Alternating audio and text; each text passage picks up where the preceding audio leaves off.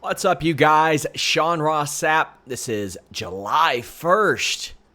Damn, July 1st. Jimmy, you know what that means, don't you?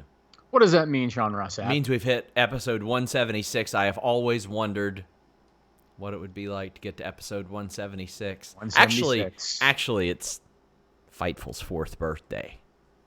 Really? Yeah. First week of July 2016, we launched it. If you remember, we were UFC 200. We were going to target an August launch, and I was like, you know what? We really should probably do the first week of July because Brock Lesnar's fighting. They're doing a WWE draft. They're doing all this stuff, so we launched about a month early with a soft launch. And was it July 1st, 2016? It was July 1st or 2nd. Yeah, one of those two. Yeah. Man, I've tolerated you for 4 years, Sean. I know. I can't believe it, right? Well, first I want to say happy Canada Day to all my fellow Canucks out there. This is one of the most melodramatic Canada Days I've ever had because, like, no one's going anywhere. Yeah. You know, Canadians are being good. We're listening. We're staying home. Gonna get my maple syrup in the shot up there. There you go. There you I just go. adjusted that. Yeah. Canada Day festivities. And Sean, I just want to say, after 4 years, you are a sweet, sweet, sweet, sweet guy, Sean Ross Sapp. I am. So are you, Jimmy. I consider you a very sweet guy. You're a sweet guy. And when are you going to interview the great Khali? Whenever it gets set up for me. You know he's got a cameo. Does he have a cameo? And it's exactly what you would expect. Oh boy. Oh boy. How much does it cost? $50. That's it? Yes, and if you guys want to look him up on Cameo, he's got some of them there that he did. Everything that you would expect it to be, that's what it is. So I was told a funny story, and I don't know how true it was, but I had actually asked somebody about this because a friend and I had noticed it in the Royal Rumble. It was the one where they were trying to establish him as a big monster heel and all that stuff, and they've edited it out. But Shawn Michaels was down on the ground going, "Look at the camera!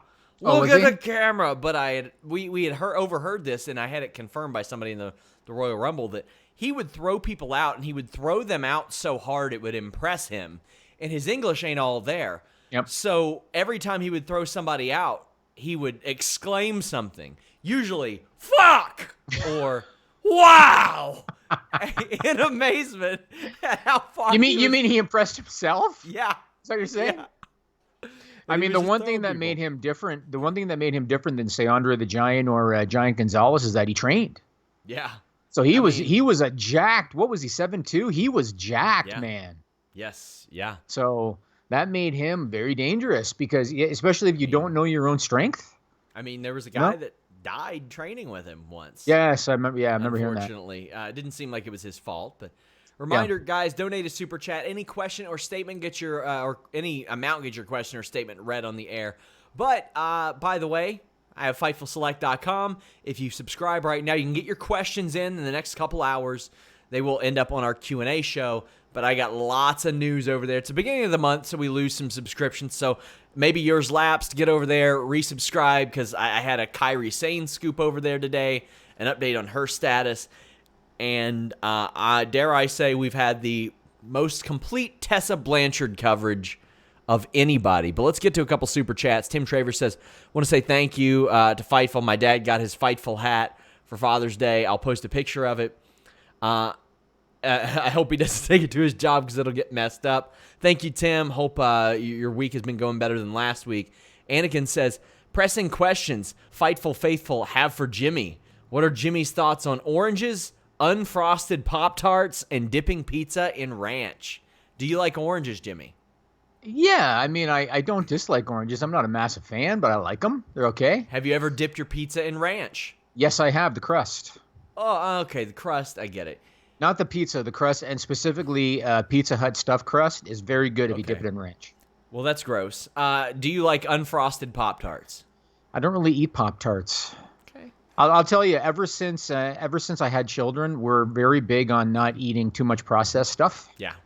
And matter of fact, I think you were in on a conversation one time with Melissa, the current Fightful champion, where we talked about how, because she agreed with me, I don't eat margarine, I don't eat sweetener, I don't eat anything processed. I eat the real stuff. So like butter and sugar and whatever. just much better for you. So we don't have Pop-Tarts in the house. Pass it to DJ, says, coworker at my store tested positive for COVID yesterday. They shut us down for today to clean, reopening tomorrow. Has anybody that you have interacted with specifically tested positive, Jimmy? Oh, I got a story. Oh, boy. And as a matter of fact, this is going to be story day today because I got like 4 stories today. You do love stories. Yeah, well, they're all related to different topics we're going to talk about, but I'll tell you a quick story related to that. So in Toronto, and I don't know if it's like this now, but a couple of months ago, the lineups outside the bank, sometimes you were waiting 2 hours, right, to get into the bank. We do a lot of checks at my company, and I think you know my office manager, Nicola.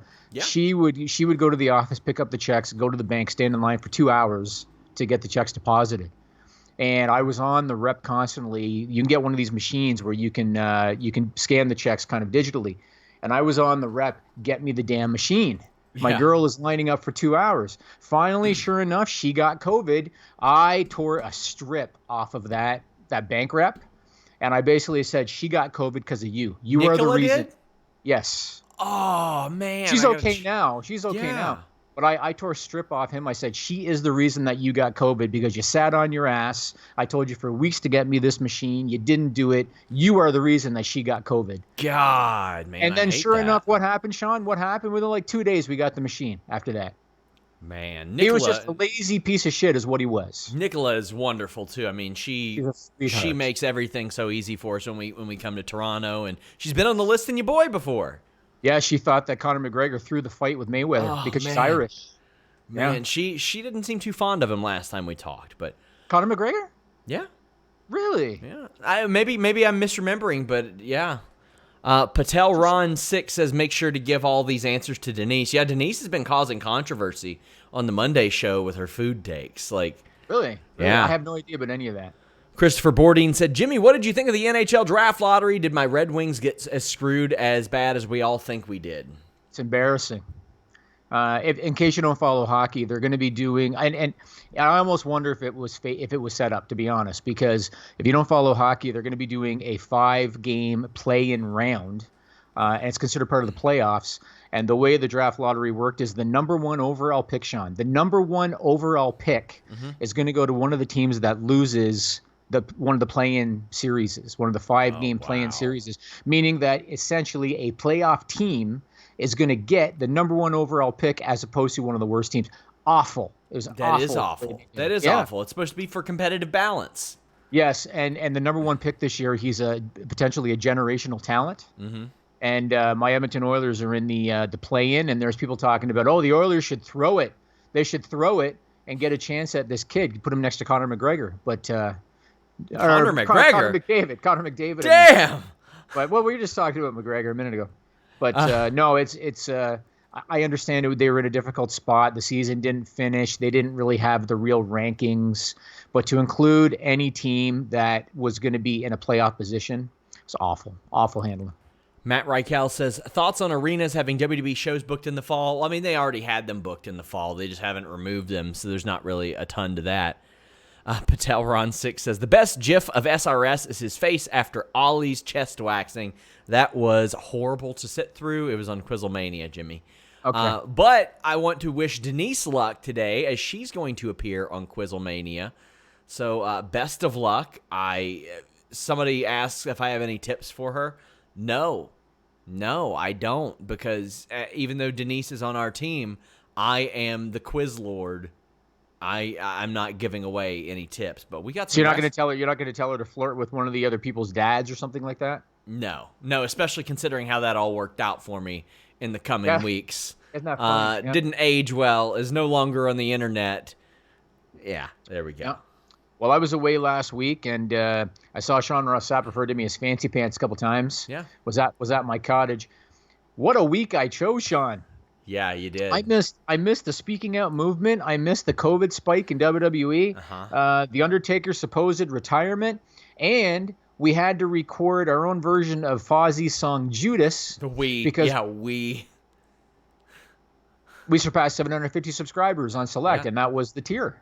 Yeah. So, there will be some tears associated with this cover of Judas. That's for damn sure. I've heard the audio, and I actually gave Nigel some prep on the video yesterday. I told him what to do with the video, but I heard the audio, and it's going to be entertaining when it's done, Sean. Well, I showed Jeremy what you said, and he said, "Do I have to fight Jimmy now?" And I said, "I think you do. I think you do. He's a karaoke star. He's a karaoke star. Yeah."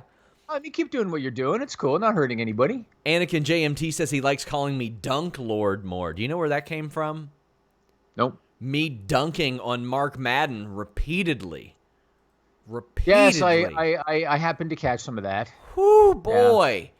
Yeah. Whoo, boy. He's just lobbing them up. He just loves people just dunking on him. I have not dealt with anybody so unplugged as him. I had 6 wrestlers in WWE and AEW reach out to me laughing about that and saying that that's him. That's just him. What? I mean, I will say that I respect the fact that he's managed to maintain a Pittsburgh sports person for 30 years. I mean, I remember him from WCW commentary. I never really cared for him. Didn't really think he had much talent, but he's stuck on the scene for a long time. Yeah, I mean, technically he's stuck on the scene. Frisco Flame says, thoughts on Bobby Bonilla Day. Bobby Bonilla was savvy. He was a trendsetter. Still getting paid that $1 million a year to just sit on. Oh gosh, let me see. Did he backload it on purpose, like for his own well-being kind of thing? It was a deferment, and let's see. Every year from 2016, I don't know if it's 2016, but until 2035, he's getting $1 million a year. Good for him. And he did that on purpose? Well, he accepted the deferment on purpose. The contract was set up, then they offered a deferment, and I mean, good for him. Good for him. Yep, good, because he could take care of himself and his family for years to come. That's good. I want to start by talking about the speaking out movement a bit. Now, the first thing I want to say is I think that you and Warren Hayes on one of the post-Raw shows and Denise, I think you've said that all that needs to be said. I more or less agreed with everything that you guys had to say about it. So I'm not going to really go too much into it. But somebody in the live chat last week made a comment about I'd like to know what Jimmy thinks as far as being an employer, or what would you do if you're an employer? And that's going to take me to my first story of the week, Sean Ross Sapp, because I have dealt with this before. Okay. And I don't know how much of this I should say, but I'm going to talk about it anyway because I don't care. I kind of just do what I want. So I had somebody in my company that was accused not so much of sexual harassment or sexual assault. They were accused basically of stalking. They were accused of there's a couple of girls in the office, and he was accused of basically Skyping them all day long, like literally every few minutes all day long. I believe I remember this. Following them to the subway, things like that. Yep. The first problem, and this is kind of helps me answer that question about what would I do. It took a while for this to get to me. Mm-hmm. And this is one of the issues is oftentimes things will happen and the victim will not bring it to the proper authority person for some time. In this case, these two victims did not come to me for a long time. They went to their direct reports, and their direct reports chose to deal with it on their own until it escalated and it continued. That's when they brought it to me. And the next thing I want to say is I despise the concept of cancel culture. I hate the idea of as soon as you are accused, you are immediately guilty and your life is immediately over. I hate it. I believe that there should always be an investigation and there should always be proof. And then you make a decision based on that. And the best example that comes to mind is Chris Hardwick. And I know you know who Chris Hardwick is. And there's a lot of examples. Chris Hardwick is a perfect example. He's the host of The Talking Dead. His ex-girlfriend accused him of sexual assault. And AMC suspended his show immediately. Immediately, they suspended his show. And I completely disagreed with it. And eventually there was an investigation, and it came out that what he was accused of, he did not do. He had proof to cross out her allegation. Turned out she wanted to get back with him. She had a bone to pick. And so AMC reinstated the show. That's how things should be. And so when this happened in my situation, I wanted to see the proof. I wanted to see all of the messages first. I wasn't just going to immediately fire this person. I needed to do a proper investigation. And then as it turned out, these two victims, they didn't want him to lose his job. They wanted to kind of see if things would ride out. Mm-hmm. He was given a warning. Unfortunately, it continued, and I had to let him go. But that's what happened. But the other thing that I do want to say is this is not a pro wrestling issue. This is a society issue. And I'm going to tell you another story. That's why I said this is going to be story week, Sean. I'm going to tell you another story. My core business is online advertising, and my business has historically been a very young male-centric type of business. And every year there's a big conference in Vegas. Everybody goes. The alcohol is flowing. The drugs are flowing. There's a lot of promiscuity, all of that. In my younger days, there were a pair of brothers, and obviously I'm not going to say who they were, but there were a pair of brothers that had a reputation. And I'm not going to say if they, did anything or didn't do anything because it was a reputation. Yes. The reputation they had was that they would roofie girls, and they would videotape themselves double teaming her, like having a threesome with her. Yeah, that was their reputation, and they were notorious for it. And there was one day that my boss from my previous company was walking into his hotel, and he looks over into the lobby, and those two brothers are sitting on the couch with one of the girls that worked for my company, or at the time worked for his company. And she was completely out of it. And he was familiar with their reputation. And he immediately went over and he grabbed her and he pulled her out of there and he put her up and put her in her room. And the next day she had almost no recollection of what had happened. This stuff is not just about wrestling. And obviously wrestling, it can be easy because if you're talking about a promotion that's predominantly males and women are trying to break in, and sometimes to break in, they'll do things they regret to get an opportunity. But it's not wrestling centric. This is a society problem. And to me, it's not too dissimilar from the whole police brutality against black people thing, in that it's always happened. Yeah. But we didn't have smartphones. We didn't have cameras as easily available as we do now. We didn't have social media. We didn't have the platforms in order to kind of bring this stuff to light. And now we do. And so, there's going to be changes in wrestling. We've already seen it. And that's my opinion on it, man.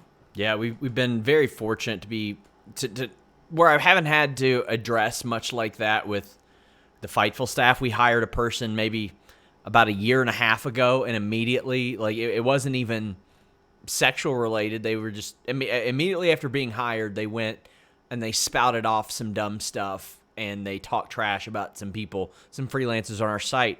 We immediately let them go, like one day later, I think it was, and haven't had to deal with much of that, fortunately. But I hate that. I hate that happens. I hate that people have felt unsafe for so long, and hopefully that all changes. There's not a lot more I can really add to that except for I hope that changes. Throwback 27 says, rough afternoon here. Listening to you guys off and on makes the day better. Is it possible for Keith Lee to hold both titles and after he wins both titles? Mark Henry says he's ushering in the next generation of big men. By the way, guys, check out Throwback Show, youtube.com/throwback27. He is running his own solo show on Tuesdays and working to improve. And as generous as he is to us, be generous to him. Shout or give him some constructive criticism. Let him know what you like and don't like. What are your thoughts on Keith Lee and him potentially winning both titles and maybe defending them both? I think Keith Lee is an amazing ambassador for the sport. I think that, we've talked about this before. There are a lot of guys that are good in the ring, and it takes that something extra to kind of get you past the average level, so to speak. Keith Lee, not only is he a big man, not only does he have size, not only is he athletic, but he's got a presence too. He's a good speaker. He's good in front of the camera. And so I think he's a great ambassador. I think him winning both titles would be fantastic. And he's somebody that I can see doing well on the main roster. I think about Brock Lesnar's reaction to him at the Survivor Series. And I think a match with Brock Lesnar and Keith Lee would be fantastic on the main roster. And so I think a lot of Keith Lee. I think a lot of him. I think he was a good pickup by the company. And I saw him in that movie, too. Did you see that movie on Netflix about the kid that puts on the mask and he gives him superpowers? I didn't watch it, but yeah. I got two kids. Yeah. So, and Keith Lee had a prominent role in that. And I just think he's a good ambassador for the sport, in my opinion. Throwback 27 says, Jimmy, what do you think about Sean having to wear a Red Sox jersey since Select passed 800? I don't think Jimmy is hip to that, but we're only at $7.91 right now because of credit card expiration, so I don't have to. Well, okay. So when I had to do that first song, it's because we had to hit, I think it was 100. One guy bought like the last 5 to get us to 100. We immediately went back underneath, but I stuck to my word. We hit 100 and I did it. Okay, fair. Ian Berkeley says, Sean, if you did a Blue Chew plug on Quizzlemania, I think Blampede would kill himself. Well, I don't like to make light of anybody killing themselves, and I like Adam Blampede, but I do not plug that on other people's shows. They sponsor us. They don't sponsor me on other shows. Charlie Wolf says Sean was throwing down 360-degree tomahawks on Mark Madden. It's pretty easy when the person is willfully ignorant. Roger Acevedo says, is it wrong of me to not believe that Undertaker is really retired? I don't think that's wrong of him. I think The Undertaker should do something cinematic at Survivor Series, too. The 30-year anniversary. Why wouldn't you put a bow on that? Yeah, and you know what? I was going to talk about Taker later, but we can do it now. Yeah. I am very reluctant to talk about his retirement because I'm not sure that he even knows if he's retired. It's one thing for him in a documentary that he taped, a little while ago to say he has no desire to get in the ring again. It's another thing for something to come up. And he himself even said, well, if Vince is ever in a pinch, if he calls me, Exactly. So I'm reluctant to say that he's done. I will say this. One of the all-time greats, arguably the greatest character performer of all time, and one of the guys that you never hear anything negative about. Everybody seems to love and universally respect The Undertaker. I don't think I've ever heard anything negative. He's never been a part of any kind of scandal or anything. And you want to talk about tough. I was looking him up this morning, and I knew most of this already, but so he wrestles Mick Foley in Hell in a Cell with a broken foot. Yes. Elimination Chamber 2010, he suffers third-degree burns due to a pyro accident, still goes to the ring, stands in his pod with third-degree burns, and works the match. Rey Mysterio, I think it was May in 2010, suffers a concussion, broken orbital bone, broken nose, resets his own nose mid-match, and finishes the match. He was a tough sumbitch, The Undertaker. Yeah. And how can you not respect the guy? So I have just a ton of respect for him. And I'm going to tell you a little story again, because I'm all about stories this week. You do love stories. I met Brian Lee one time. Oh boy. Yeah. So Would love to interview him. Would love to interview him. I was at an independent show, and Brian Lee was on the card, and I was very close friends with the guy that he was going to work. And the guy that he was going to work was nervous, because he's like, I'm taking on a guy that's got so many years of experience. This was after the, second Undertaker run and everything. And so my friend was very nervous. Brian Lee comes in the locker room, a towering human being, Sean, comes into the locker room and proceeds to go around the whole locker room shaking hands with everybody. It didn't matter if you were somebody's girlfriend. It didn't matter if you were like somebody's, mother, uncle, cousin. It didn't matter who you were. He went around the locker room and shook everybody's hand and introduced himself to everybody. And I was told that he learned that from Mark Calloway. Great. Mark Calloway was the one that taught him that you respect everybody in the locker room and you don't act like you're any bigger than anybody else. And that's exactly what he did. And I've always remembered that because he was the star of the show in a locker room of independent Canadian guys. And when they did that match on, he told the guy, he said, just walk and talk. I guess you could say he never stopped emulating The Undertaker, huh? There you go. No, he said just walk and talk, and they had a good match. And that's what happened. D'Lo Diggs says, I hope they do a Taker versus Sting cinematic match. To me, that'd be mine. That's what I would do. Survivor Series, a cinematic match between those two makes all the sense in the world, Jimmy. It makes all the sense in the world. I bet Sting would love to do it. I bet he would love to do it. And I can say that because, I talk to Sting all the time. All the time. NWO Sting, I talk to. Get him to do it even. I wouldn't mind if they had Jeff Farmer pop up. That's the most starstruck I've ever been for an interview is NWO Sting, legitimately. Are you kidding?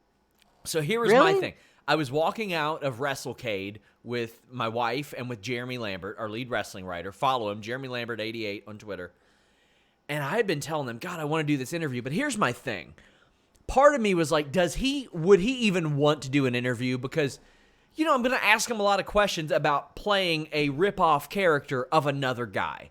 I'm like, does he want to do that? Man, he could not have been nicer. And not only that, but Scott Norton's sitting right next to him, and Scott Norton couldn't have been any nicer. And they both did like run-ins on each other's interviews, and I loved it. And I want to interview both of them at length over this stuff. But both of them were complete gentlemen. They were awesome. They were there late doing a bunch of signings. Like, a lot of people thought that people were coming up to him and he was just ignoring them, signing them. No, he was signing his stack of 8x10s. And I was like, listen, man, you can do that. I just want to interview you. I was actually a little bit starstruck. Really? For that. I told you my Sherry Martel story about that, right? Yeah, you did. We actually have that interview, that interview audio, I think it is. We've got several interview audios that we might put on select that Jimmy did back in the day. Yeah, Sherry Martel, I made the mistake. I was in her hotel room hanging out, and I made the mistake of saying, I can't believe I'm hanging out in Sherry Martel's hotel room. And the second I said it, I immediately regretted it. And without even skipping a beat, she said, you and I work for the same promoter. We are colleagues. Yeah. And I never forgot that. And from that moment on, I have never been starstruck. It doesn't matter who I've met. I've never been starstruck ever since Sherry Martel said that to me. Yeah, that was really the only instance I can remember, honestly, is that. Leah Moore says, Jimmy can't find the Naked Collection drinks anywhere in the UK. Is it solely Ireland for now? Thank you for my bumper sticker I got through the post. So I apologize. I misspoke. I thought that the retail launch was whatever day I said, June 12th. Mm-hmm. Turned out it was the online launch. It was June 12th. So if you go to thenakedcollective.com, you can order them online. And the retail launch is going to be starting in Ireland, I think, next week. Nice. It's going to be in retail in Ireland. And then I think 2 weeks later in the UK, I believe. James Gassman says, finally get to catch you guys live. I always watch later. Keep up the great work. And yes, here in Florida, we are full of idiots that fill the stupid people segment. That you are, my friend. But glad you're watching live. And if more of you are watching live, donate a super chat. Any amount, get your question or statement read on the air. Our dude Martin McGreskin says, I bought the last 5 subscriptions and kept them for 3 months. That's right. And even bought a t-shirt as a thank you for being a good sport. And I'm still with Fightful Select. Thank you very much. I've been talking to him a bit lately because he did some promoting in the UK. And obviously some stuff has went down in the UK with a lot of their wrestlers. But Yes. And there was actually a conference call this week, I should mention, an NXT UK conference call. And there was speculation going in that they might announce the closure of NXT UK. I just want to say I had never heard that from anybody around. And I want to say too that I did not for 1 second believe that. And I would have been shocked if they had closed. And the reason I would have been shocked if they had closed is that goes against their entire vision. Their entire vision is for this to become a global concept and for them to open performance centers in key markets around the world. And how are you going to stick to that vision if you close the first one outside the U.S.? Yes. So I had zero inkling or zero belief that was going to happen. It turned out that they announced that they've released 2 referees, Joel Allen and Chris Roberts. They've suspended Joe Coffey, all because of speaking out and because of allegations.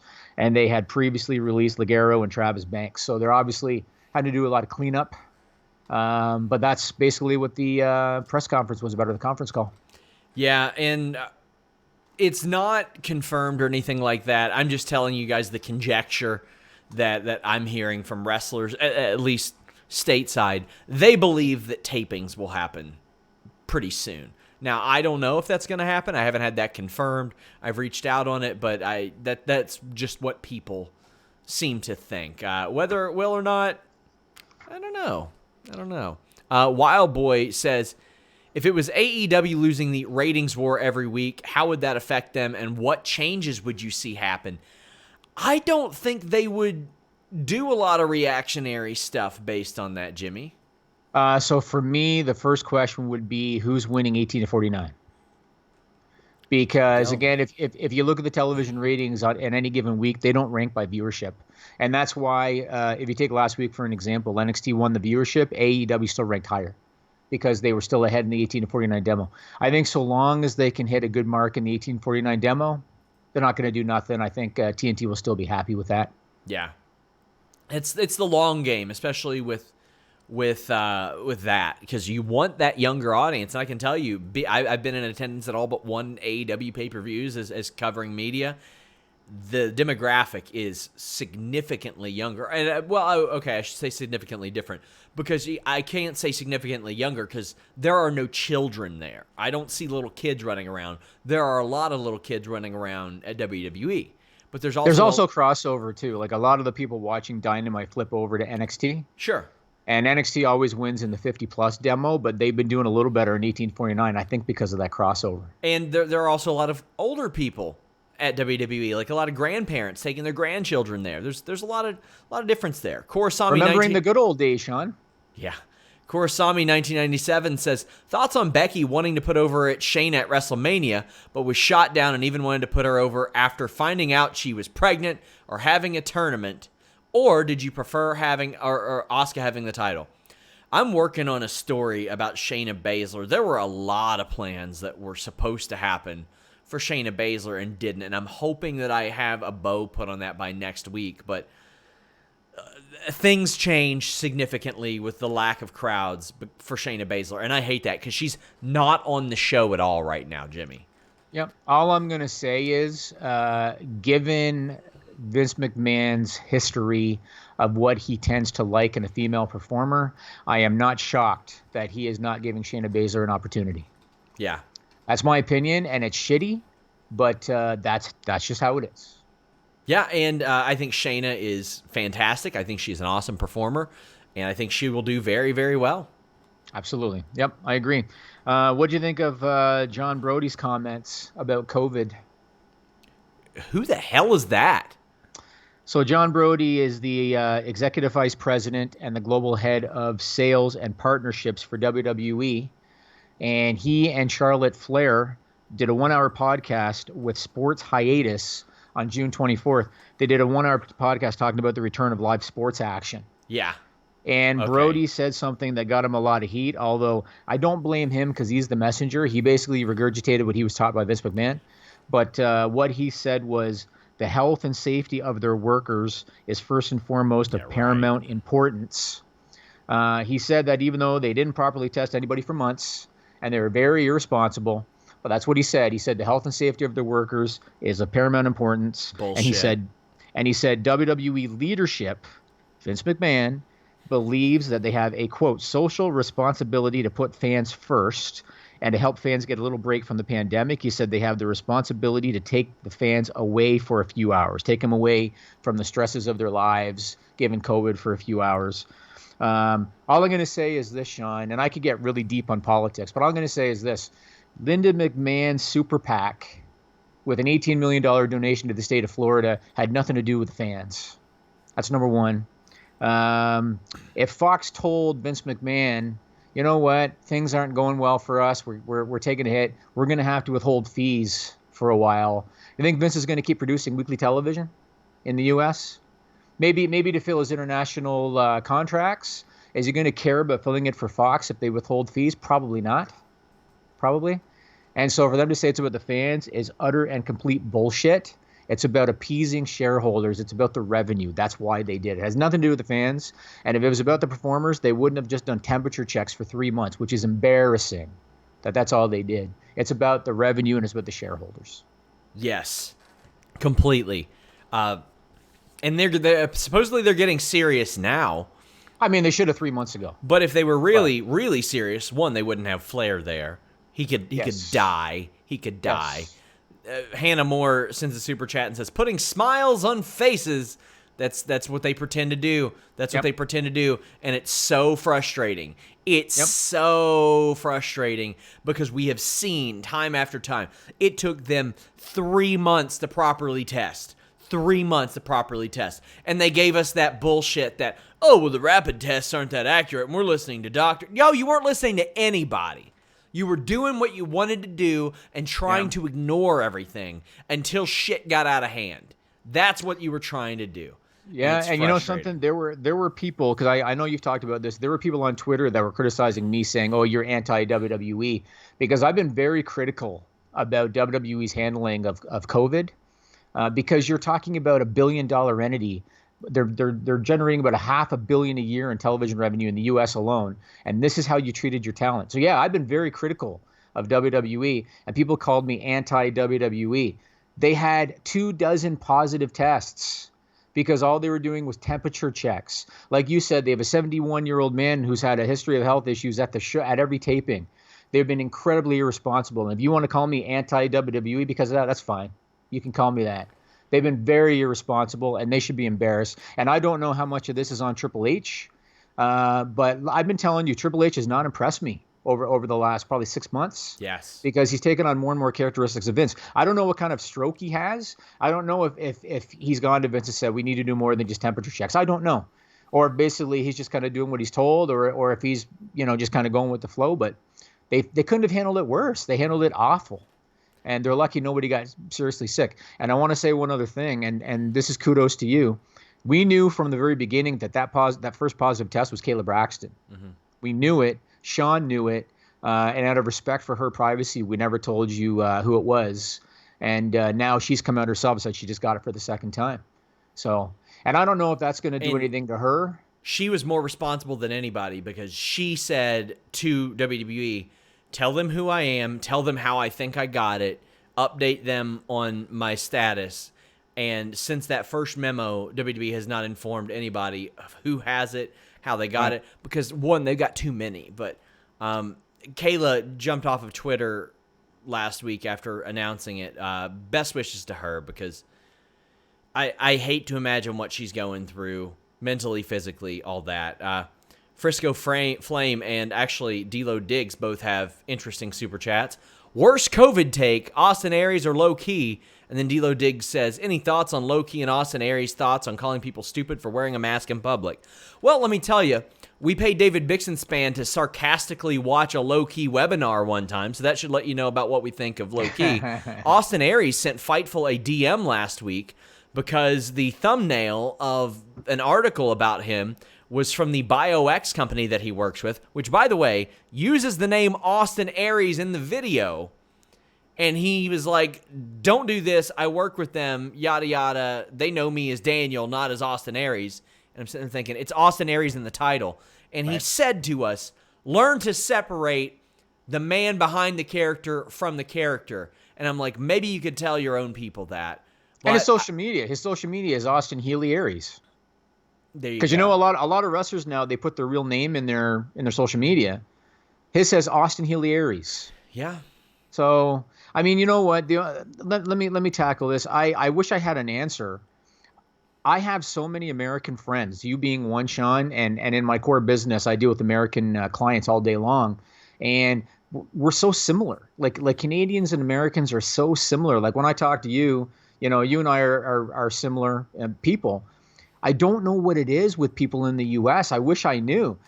Dave Meltzer, on one of his news reports, he said that the basic difference is Canadians are listening to doctors and Americans aren't. That's what he said. Because in Canada, the cases have really dropped dramatically, coast to coast. They've dropped dramatically. And in the U.S., they've spiked. I don't know what it is. I mean, I do know this. So there have been some people that said, it spiked because of protest. That's not true. I read some government documents, some health official documents out of Washington, and they said that the average case now is 37. I guess in Washington maybe alone. The average case is 37. They said that it's because of a lack of social distancing and because of a lack of wearing masks. That's the reason. It's because people are partying, they're going to bars. We've seen footage from concerts where they're packing them in. I don't know what it is, man. It's almost like you said. People just feel like, well, enough time's gone by. I'm bored sitting at home, so it's done. That's what it is, man. I don't know. Frisco Flame says, how do NXT and AEW's +3 and 7 DVRs compared? Are they equal? I don't get those numbers. I haven't seen those numbers either. I would love to see them. I would love to see what they do. I mean, ultimately, they'd be of interest to us because we could see roughly how many people are watching. But to advertisers don't give a shit. I will tell you this. I have heard that WWE programming in general, even though the belief always was live sport is DVR proof, yes. I have heard that WWE in general has proven to not be DVR proof, meaning a lot of people are watching it later. But I don't know the numbers. Eloquent says, is there any idea as to when Ember Moon returns? Well, she's been out October, November, December, January, 9 months now already. How long already? 9 months. Wow. And Achilles is usually 10 to 13 months out, and with her style, it could be even longer. She has implied that it might be career-ending. If I were to wager a guess, I would say the fall or winter. But that's just me guessing. I don't have any update on that. Anakin JMT says, is WWE doing quick tests or the full ones? They are doing the nasal swab. They are doing a drive-through test. The throat swab? I think they're doing the nasal. They're, really? Yeah, okay. I'm pretty sure. Okay. They pull up in their car and they do the swab. Korasami 1997 says, difference is wearing masks was politicized. And that's stupid. That's stupid. I hate that. It's become like a right-wing, left-wing thing, wearing a mask, not wearing a mask. It's fucking stupid. It's very strange. I mean, I can tell you in the province of Ontario, Canada, the premier, so we don't have a governor, we have a premier in Ontario. They left it up to the mayors of each city to determine whether masks should be mandatory. And so far, all the mayors, including in a major city like Toronto, they're making masks mandatory. And no one's really seems to be complaining. I wear one when I go out. My wife wears one when she does grocery shopping. It's really not that big of a deal. No. But for some reason, a guy like Austin Aries has a big problem with it. And there's so much misinformation. Like for Austin Aries to say, well, I'm not wearing a mask for your health. You're an idiot because you could catch it, give it to somebody you love who's high. You're just an idiot if that's your mentality. But a lot of people have that mentality. That's just what it is right now. I don't understand. I don't know where it's coming from, but that's what's happening. The dumbass wrestled under a mask at one point. He wrestled under a mask. And like these people are complaining. Doctors do surgery for hours with these things on. Come on. And I mean, it's not pleasant if you have to wear it over a long period, but it's not that inconvenient. You know what I mean?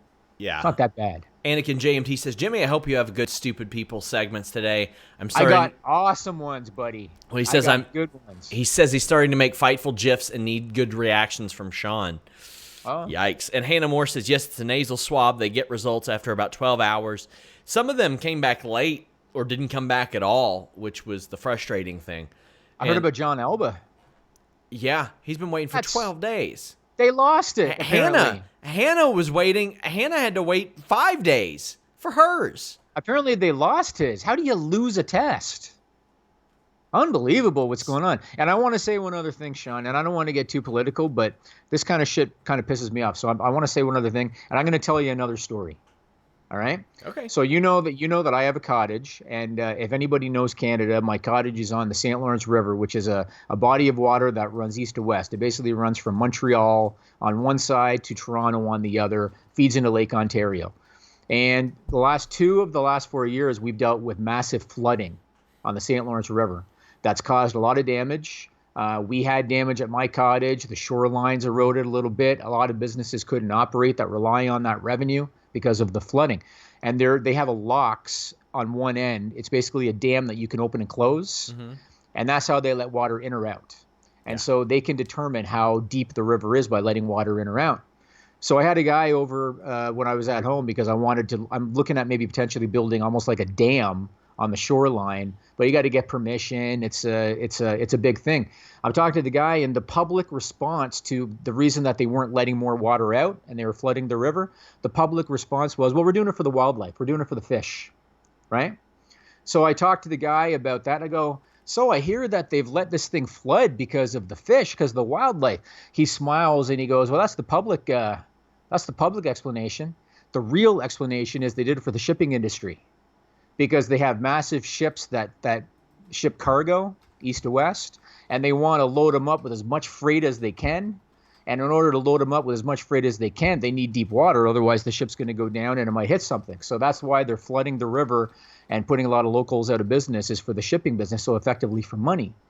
When you look at the state of Florida, and I'm not going to, I'm nonpartisan. I'm Canadian. I don't care if you're Democrat or Republican in leadership. I'm just telling it like it is. When you look at the state of Florida, Governor DeSantis did not open early for the people, and he did not open early for the economy. And that was the public message.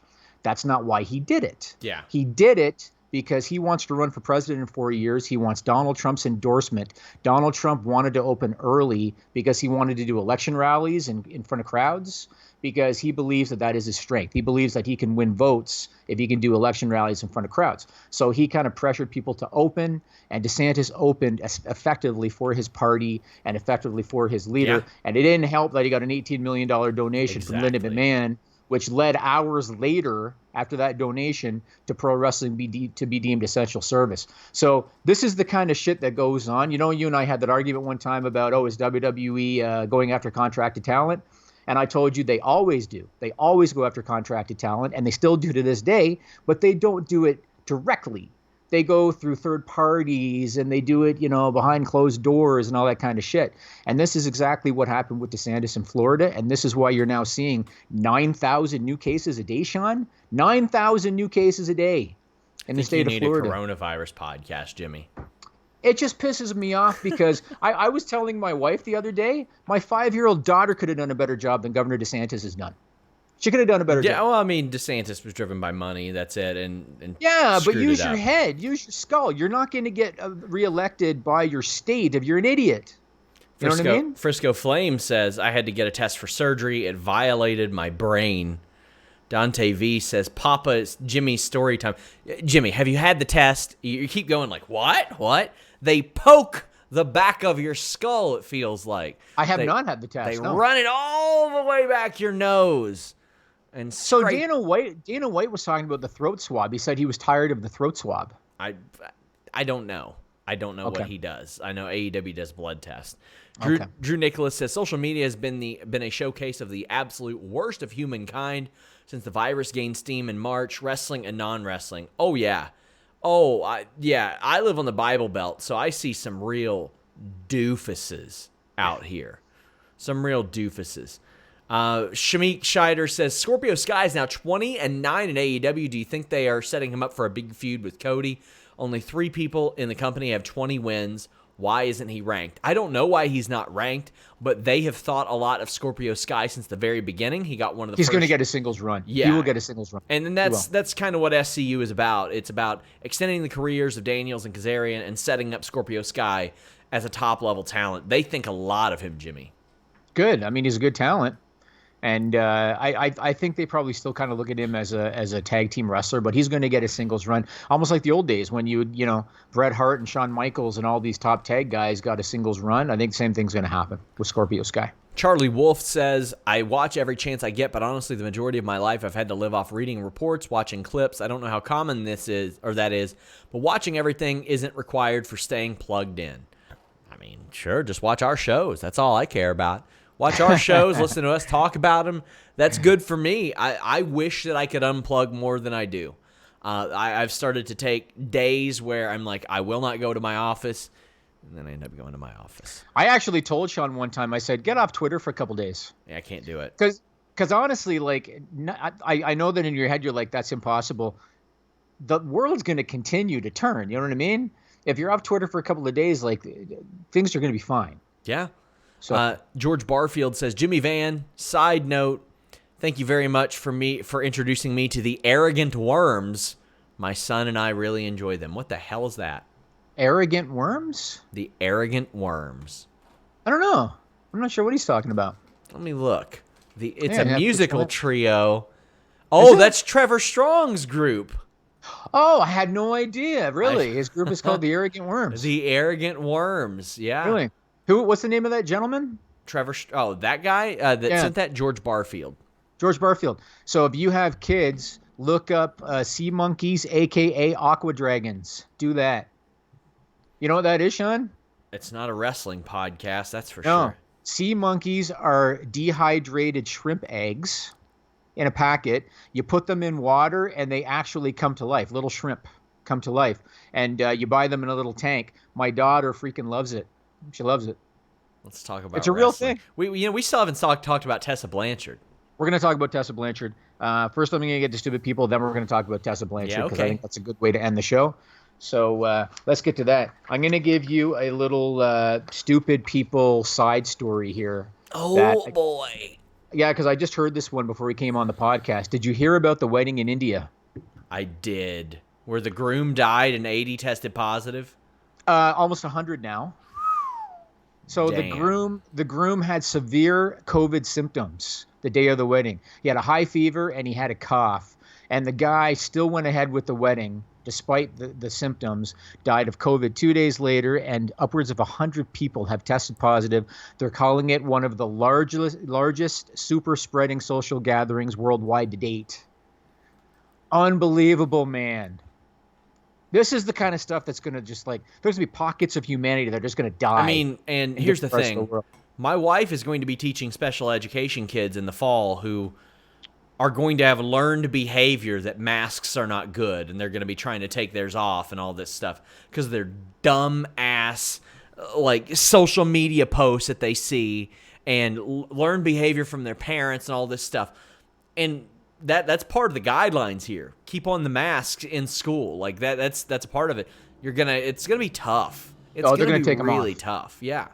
I know my kids' school, they're gonna be installing plexiglass around each desk. They told us. Wow. That's gonna be something. And Cubicles. the kids have to eat their lunch at their desk. They're not gonna be doing it in a cafeteria setting. Yeah, I'm okay with that. We'll see what happens. Okay, this first one, I got good ones today, Sean. Got good ones. You're going to love the third one, Sean. All right? So this first one was reported by NBC6 South Florida on June 22nd. People are such idiots, Sean. I don't even know how they think this is a good idea. So an employee at a restaurant in Miami, the place is called the Hole in the Wall. The employee quit after the owner did something to an order of blackened wings. What do you think the owner did? Pissed on him. He said, well, because of the BLM movements, we can't call them blackened wings anymore. So let's call them I Can't Breathe Wings. Can you believe that, man? And I saw a picture of the receipt from an order, and it actually said 10 I Can't Breathes was the line item on the receipt. 10 I Can't Breathes. Isn't that unbelievable? The guy wanted to be an edgelord so bad he was willing to fuck up his whole life. It doesn't make any sense. And so the owner has acknowledged that he said it and that he did it. And he took to social media to apologize. He called it a lame attempt at humor. You think? That's How does this stuff even enter people's minds, man? How does it even enter your mind? Man. That's a good, people. Okay, this next one. Oh, Sean. These are so good, Sean. And these are just real. read them off. This was reported by Vice News on June 19. A 40-year-old man in India, back to India, Sean. I always tell you, China and India and Florida is where the shit happens. In Florida. A 40-year-old man in India is suspected to have died in hospital from COVID-19. What allegedly led to his death, Sean? Oh, God, I don't know. His family unplugged his ventilator so they could use the power outlet to plug in an air conditioner. Oh, no. I mean, it's hot out right now. It was apparently 40 degrees Celsius, which is hot. What is that Fahrenheit? Let me see. You have to look it up. It's hot. It's probably in the 90s, I'd imagine. Oh, no, that's 104. Oh, there you go. Okay, sorry, bud. You got to go. You got to watch. Take one for the team. You got to watch with the lame attempts at humor, Sean. Yeah, I guess so. Well, that's what happened. And so Vice News reached out to the police station in the area, and they were told that no formal complaint has been filed yet regarding the incident. Got to be negligent homicide. Unplug the ventilators to plug in an air conditioner. Or manslaughter. I would say negligent homicide. It's unbelievable. This last one, this was reported by Post Media News on June 26. Get this one, Sean. You're going to like this. This is the return of the SRS file. Oh, boy. And if you're new to this podcast, the SRS file is when Sean likes to talk about genitalia or shit. Yeah, basically. Me. I like to talk about it. You do. So a man out of Santa Clara County, California, his name is Eric Estavillo. He is suing Twitch for $25 million. I heard about it. About it. Because the man been drumming his dick too much, Jimmy. He claims that he used a fleshlight to masturbate on a daily basis while watching female gamers, and it caused him to injure his penis. He also alleges that he once ejaculated on his computer monitor, which caused a short circuit and resulted in a fire that temporarily caused a blackout in his apartment. So he's suing Twitch basically because he wants to get rid of the content from the attractive female gamers. That's what's happening. Now, the bad news for this gentleman, Sean, well, there's a lot of bad news for this gentleman. Twitch is owned by Amazon. Amazon's calling it frivolous, Sean. Do you think they're going to fight, Sean? I think so. So, Buddy's not going to get shit. He's not going to get shit. But that's what happened, man. I'm baffled. I'm baffled. It's the world we're living in. So after this, if you go to The List Goes on FightfulSelect.com, we are going to talk about Impact Wrestling. We're going to talk about Matt Riddle. We're going to talk about Peyton Royce. I want to talk more about COVID and the implications on WWE and AEW. So we'll talk about that on The List Goes on after this. But let's talk about Tessa Blanchard. Before you segue, because you're not that good at it, let's get to Super Chats. James Gassman says, what did I say? Florida. I'm so proud. Wild Boy says, was WWE ever interested in bringing in Ken Shamrock? I don't think they've had serious talks since he left in '99. I highly doubt it. I don't think so since then. I can ask, though. I do have a connection to Ken Shamrock. But as far as I know, since '99, there's never been any real talks. I would bet money that the answer is no, because Ken Shamrock is a liability. Like, there's been a couple of fights where he passed out and people were afraid about a heart attack or something. He's a liability. I don't remember that. Oh, yeah, look it up. He had a couple of MMA fights where he had trouble, and they thought that he was having cardiac issues because of whatever he may or may not have been on. Look it up. They weren't like UFC. It was like minor league stuff. Look it up. WWE is not going to touch him, my opinion. Zach Schimmel says, shout out to everyone who supports Fightful. Thank you for your generous super chat, Zach. He says, I've not donated in a long time, but will always support Fightful. I remember being one of the first 50 on Select. I'm happy Fightful has grown to what you are now. Fightful is the best. Thank you guys very much. I can't tell you how much I appreciate that. It means a lot, especially those of you who have been with us since the start. We started this 4 years ago. It's pretty awesome. I'm pretty happy where we are right now. Things have gone well. They have. Yes. I'm already thinking about the 1,000 sub prize. So. Well, let's talk about Tessa Blanchard. We got to talk about Tessa. So kudos to you, because you've broken a lot of stuff about this. Everything that's out doesn't surprise me at all. I thought WWE would be the landing spot. If there's one promotion that doesn't care about any potential issues with a talent because they're good, it's WWE. Look what they did with the Warrior. They used to have Linda McMahon talk to him. You know what I mean? So no surprise at all. What's the latest you've heard? I fully expected her in WWE just based on her reputation. And Tony Khan has been very, the one mistake I think Tony Khan's making is he's too public in trying to be politically correct. Yeah. He's way too public with that, and that means that he can't go after somebody like Tessa Blanchard without looking like a hypocrite. And so if I was Tony Khan, I'd pull back the reins just a little bit with the public stuff. But I fully expected her in WWE. It looks like that's where she's headed. What have you heard? I would expect WWE as well. Those that I spoke to in Impact seem to think that AAA would be an option as well. She was stuck in Mexico with her fiance. But I've been saying on this show for 3 or 4 weeks now that I would not expect her at Slammiversary. Yes, you did, and good for you, because you did. And I actually had that on my list. I was going to say, Sean said this weeks ago that he didn't think she'd be at Slammiversary, so good for you, bud. Because they were asking her to send in promos, and she was asking for a day fee, from what I understand. Now, they cut her, but they cut her 4 days before her deal was set to be up. Right. It was such a, well, we fired you before you could leave type of thing. There is no non-compete tied to that at all. None whatsoever. They can't do that. People keep asking, does that mean that they get 90 days? They can't add contract time in. Now, they could have said, hey, Tessa, if you want to accept this payment and not work for 90 days, they could do that. But that ain't happening. That isn't happening. People sometimes they forget the difference between contract expiry and a release. And there's a big difference. When you're released, that means that you still had time on your contract prior to your release. And so part of your severance essentially is that you get, say, 90 days pay on a non-compete. I did an interview with Air Paris, AJ Styles' tag team partner this week, and it's an awesome interview. It won't drop for a while, but he brought up a good point. They signed their WCW deals a couple months before WCW folded.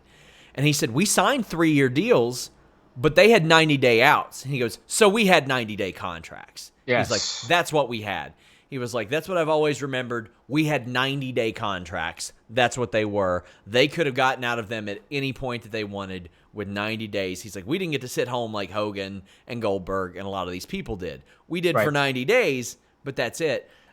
Tessa is now completely free to do whatever she wants. If she wants to walk into AEW tonight, NXT tonight, she can do that. How's the border out of Mexico, Sean? How is that? I don't have any clue about that, but because Pentagon got in, right? I don't know what the situation is there. I don't know how or if or whatever. Okay. I don't know how that's unfolded, but Tessa has had issues with a lot of people, and WWE passed on her years ago because they felt like she leaked Mae Young Classic results after she was told that she was going to lose in the first round. That's the feeling from WWE. There are people in WWE that also believe that she tried to leverage them against Impact a couple years ago, and there wasn't real interest from what I understand.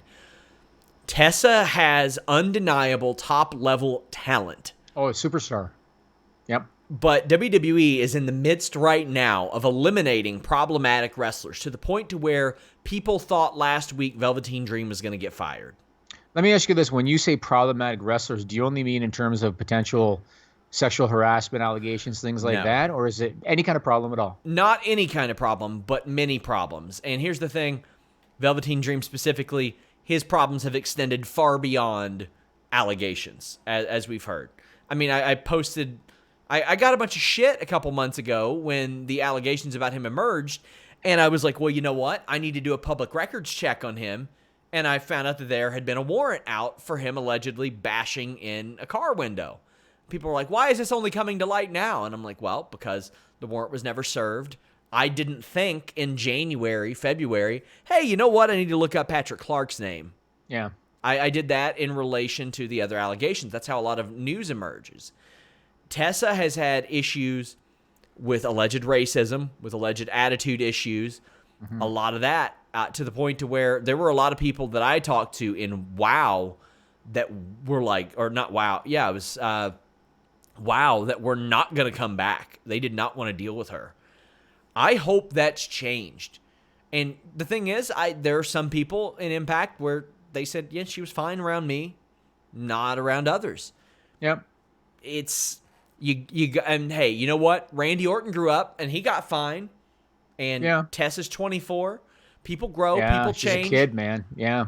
People change, people grow up, and hopefully that happens with her.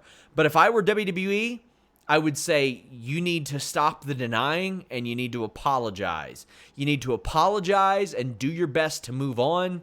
That way we can move on with you. And maybe one day you can headline a WrestleMania. Now, I don't know if that feeling is there for her. I don't know if she wants to do that. Because a lot of the reaction that we saw out of her after the allegations were that of, well, I didn't do anything wrong. It's me against the world. That ain't it. That ain't it. Not with the universal reaction that we got from that. I'd like to think that Hunter is going to... Now, this is all assuming that she signs, because she hasn't signed, or that it's not public anyway. I'd like to think Hunter's going to have a good chat with her. And because he seems like the kind of guy where he's going to tackle these issues. Yeah.